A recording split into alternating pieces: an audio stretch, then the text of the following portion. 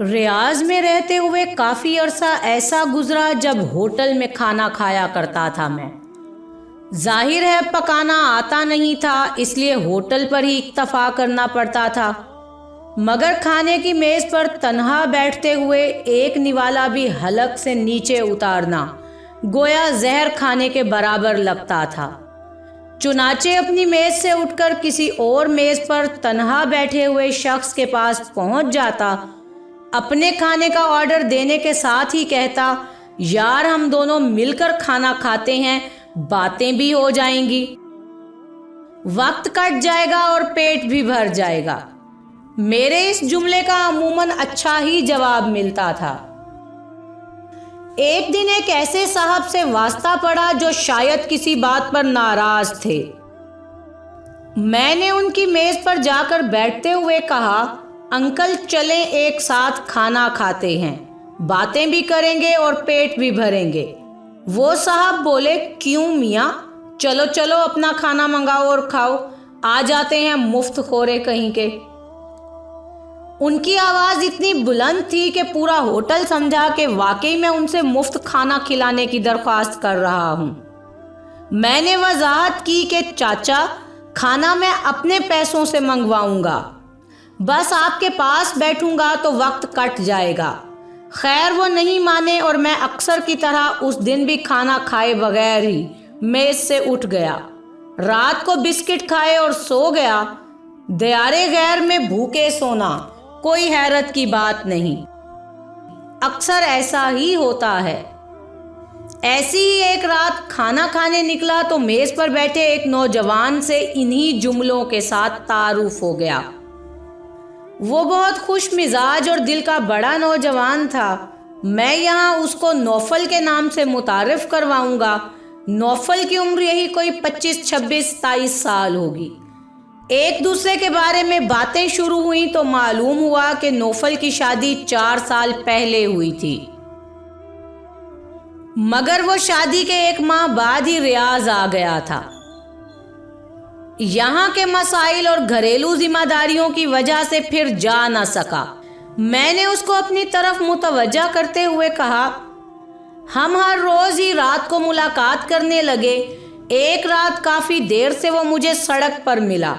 ارے نوفل، اس وقت تم کیسے؟ کیا صبح کام پر نہیں جانا؟ میں نے اس کو اپنی طرف متوجہ کرتے ہوئے پوچھا۔ نہیں مصطفیٰ بھائی، بڑی مشکل سے چھٹی لگی ہے، 1-2 دن میں ہی گاؤں جا رہا ہوں، 5 سال بعد جاؤں گا اور اب جا کر اپنی بیٹی کو دیکھوں گا۔ نوفل مجھے بتا چکا تھا کہ وہ شادی کے 1 ماہ بعد ہی سعودی عرب آ گیا تھا، پھر اس کے گھر میں ایک بیٹی کی پیدائش ہوئی۔ خیر نوفل 1-2 دن میں گاؤں چلا گیا، بڑا خوش تھا۔ اس کا چمکتا چہرہ آج بھی یاد آتا ہے تو دل تڑپ اٹھتا ہے۔ نوفل کو گئے ہوئے 1 ماہ ہو گیا تھا۔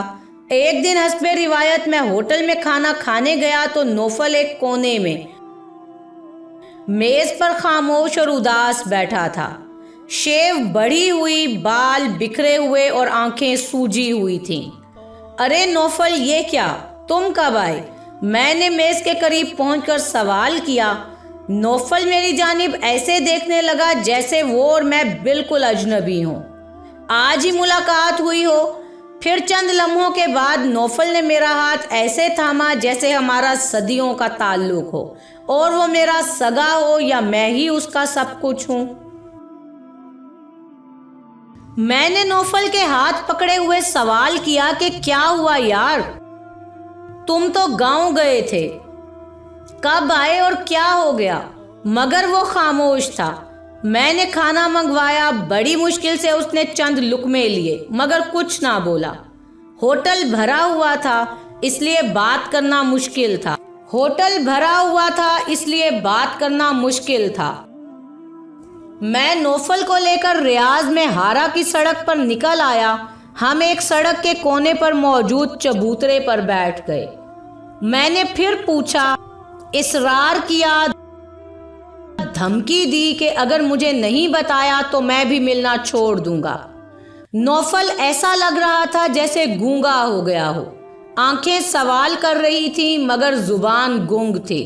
میں نے دیکھا کہ وہ فضاؤں اور آسمانوں میں ہے، زمین پر تو اسے کچھ نہیں مل رہا۔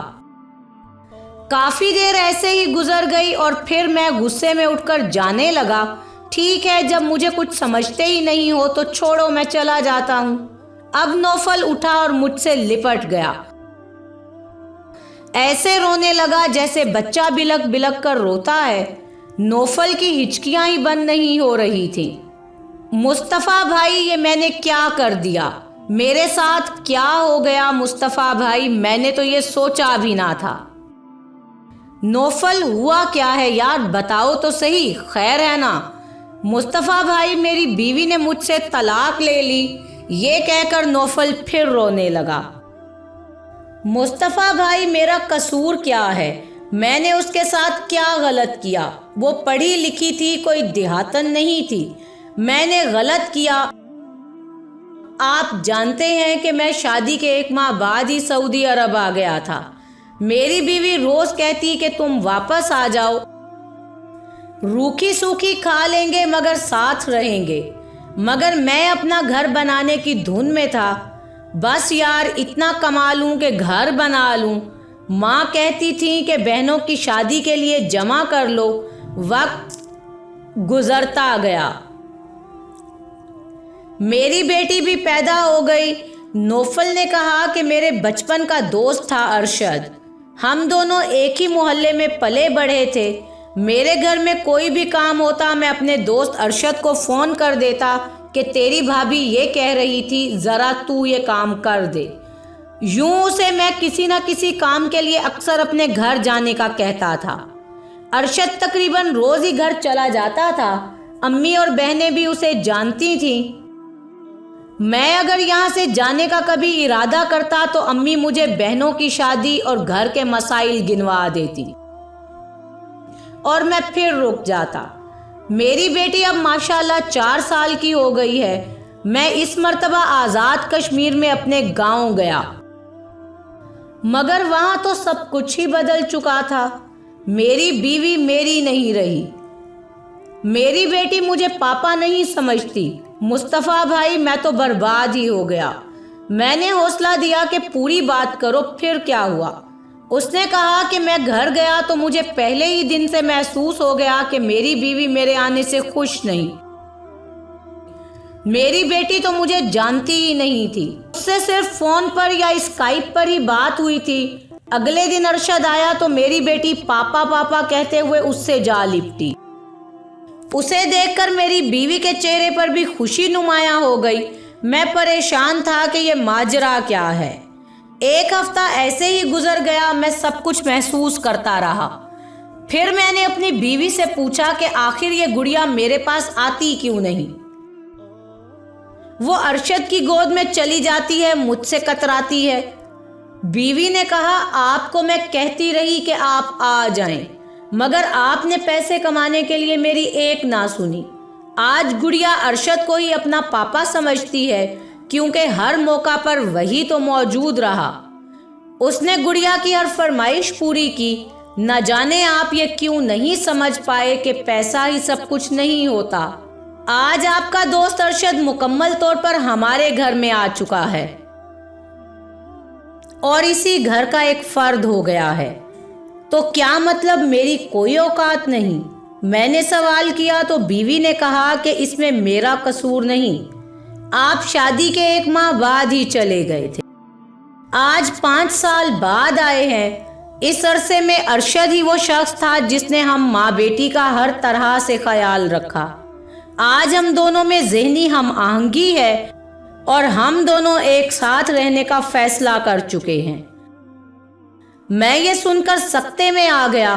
میں نے کہا کہ کیا تم جانتی ہو کہ تم کہہ کیا رہی ہو؟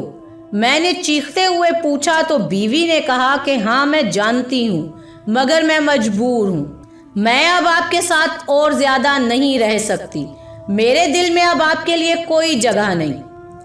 ارشد بھی یہی چاہتے ہیں، آپ مجھے چھوڑ دیں تاکہ ہم نئی زندگی شروع کر سکیں۔ میں سیدھا ارشد کے پاس گیا اور پوچھا کہ تم نے یہ کیا کیا؟ میرے ہی گھر میں ڈاکہ ڈال دیا۔ ارشد نے جواب دیا کہ میں نے کوئی ڈاکہ نہیں ڈالا۔ تم اپنے گھر کی رکھوالی کہاں کر رہے تھے؟ تم تو اپنا گھر میرے حوالے کر کے گئے تھے، اور جو رکھوالی کرتا ہے وہی گھر کا مالک ہوتا ہے۔ میں مجرم ہوں، مگر مجھ سے بڑے مجرم تم ہو۔ تمہاری بیوی ہر عید پر مہندی لگائے، گجرا سجائے تمہارا انتظار کرتی تھی۔ میں آتا تو تمہاری بیٹی سے کہتا کہ آپ کی ماما اچھی لگ رہی ہیں۔ یہ سن کر گڑیا کی ماں بھی خوش ہو جاتی تھی۔ وقت گزرتا گیا اور ہماری سوچوں اور خیالات میں یکسانیت پروان چڑھتی رہی۔ نوفل، اب تم اپنی بیوی کو چھوڑ دو، اس معاملے کو ایک خوبصورت موڑ دے کر خیر بات کہہ دو۔ میں تمہاری بیوی سے شادی کرنا چاہتا ہوں۔ تمہاری بچی بھی مجھے اپنا باپ سمجھتی ہے۔ تمہاری بیوی تمہاری رہی اور نہ تمہاری بیٹی تمہیں پہچانتی ہے۔ تم کرکٹ کے اس 12ویں کھلاڑی کی مانند ہو جو ٹیم میں ہوتا ہے مگر کھیل کا حصہ نہیں ہوتا۔ ارشد کی باتیں ہتھوڑا بن کر میرے اوپر برس رہی تھیں۔ اس نے کہا، مصطفیٰ بھائی، نہایت تلخ رہا یہ میرا سفر۔ میری زندگی کی ساتھی کسی اور کی ہم قدم ہو گئی۔ زیادہ افسوس یہ ہے کہ میری ماں اور بہنیں، جن کے لیے میں نے اتنے برس تنہا گزار دیے، جن کی وجہ سے میرا گھر برباد ہو رہا تھا، انہیں کوئی افسوس نہیں تھا۔ انہوں نے میری بیوی پر ان گنت الزامات لگا دیے، مگر میں جانتا تھا کہ یہ قصور اس کا نہیں، میرا ہے۔ میرے پاس آج بہت دولت ہے، مگر میں حقیقی دولت کھو بیٹھا ہوں۔ میں نے ایئرپورٹ سے ہی بیوی کو طلاق نامہ ارسال کر دیا تھا تاکہ وہ دلہن جو 5 سال تک اپنے پہلے شوہر کی راہ تکتی رہی تھی، اب اسے مزید انتظار نہ کرنا پڑے اور وہ دوسرے شوہر کے ساتھ ہنسی خوشی زندگی گزار سکے۔ یہ کہہ کر نوفل پھر خاموش ہو گیا۔ ہارا کی سڑک پر رات کے 2 بجے سنسناتی گاڑیاں مجھے خوف زدہ کر رہی تھیں۔ نوفل کے اندر سے اٹھنے والا شور تنہائی میں مزید اضافہ کر رہا تھا۔ میرے پاس نوفل کے لیے کوئی الفاظ نہیں تھے۔ میں اسے گھر جانے کی تلقین کرتے ہوئے واپس اپنے کمرے میں آ گیا۔ اس دن کے بعد نوفل نظر نہیں آیا۔ پھر کئی ماہ بعد ہوٹل سے ہی معلوم ہوا کہ نوفل اب اس دنیا میں نہیں رہا۔ نہ جانے اس کہانی میں نوفل قصوروار تھا، اس کی بیوی گناہ گار تھی، یا امی اور بہنوں نے جو اپنی خواہشات کے لیے ایک گھر برباد کر دیا تھا وہ گناہ گار تھی، مگر ایک زندگی ہار گئی۔